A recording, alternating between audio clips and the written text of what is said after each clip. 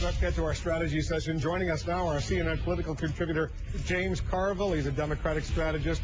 And the former Secretary of State of Ohio, Ken Blackwell. He's a senior fellow at the American Civil Rights Union. Guys, thanks very much for coming in. Let's talk first about Harold Ford Jr. He's seriously thinking, James, of challenging the incumbent senator in New York State, Kirsten Gillibrand, for the Democratic nomination. He once ran for the U.S. Senate from Tennessee. Some have already questioned, he writes, whether I should be running. Others are falsifying my record in public life. New Yorkers deserve a free election. New Yorkers expect a politics where politicians do what's right based on independent judgment, free of political bosses trying to dictate. Your friends over at the White House not very happy, James, about this. They'd like to see Kirsten Gillibrand get elected. Yeah, and so would I. And I like Harold Ford as a friend of mine. I watched and supported his candidacy when he ran for Senator from Tennessee. I actually wanted him to be chairman of the DNC, and he's a great guy.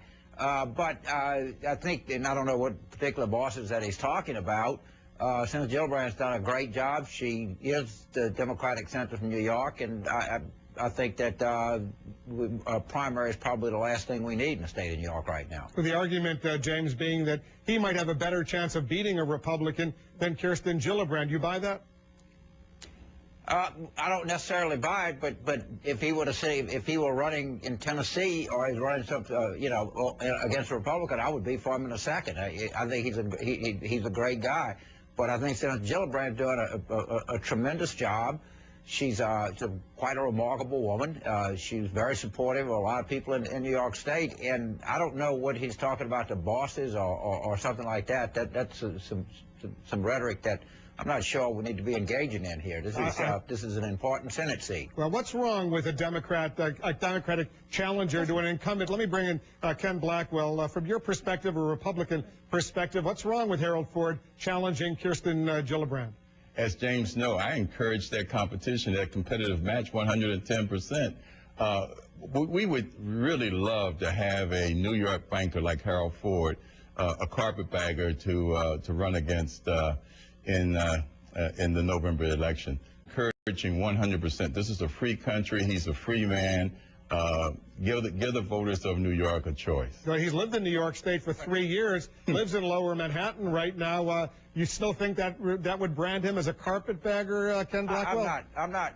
Oh, I am sure that the Chicago machine will put all of the negative labels on him that they can. I mean, he's going up against the machine.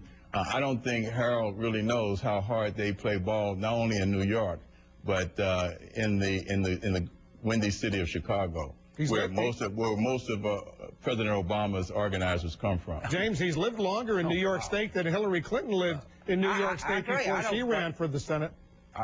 You're not hearing any carpetbagger charge from me.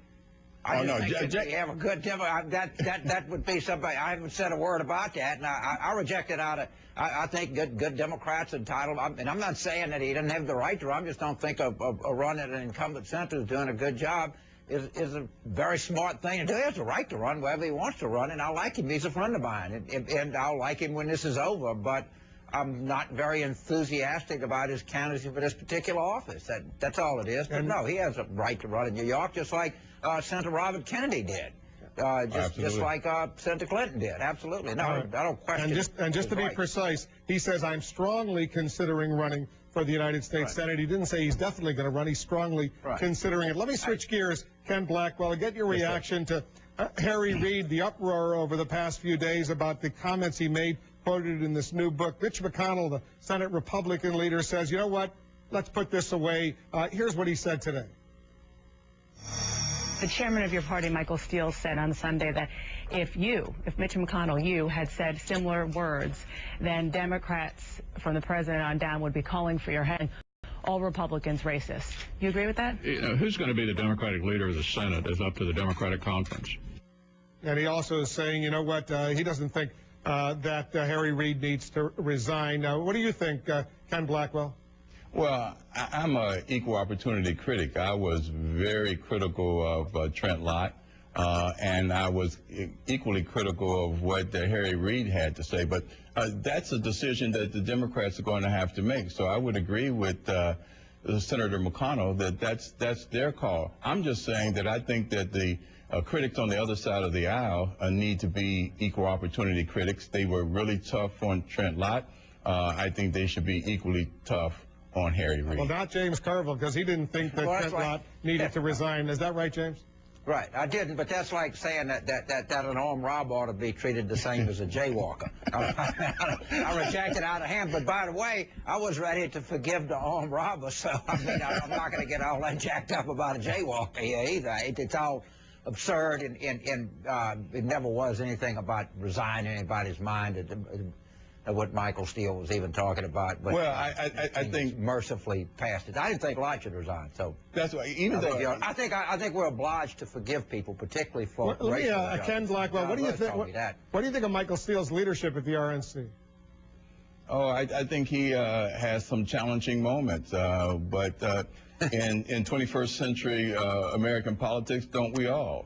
So I think there's going to be a big meeting at the end of the month out in Hawaii of the RNC.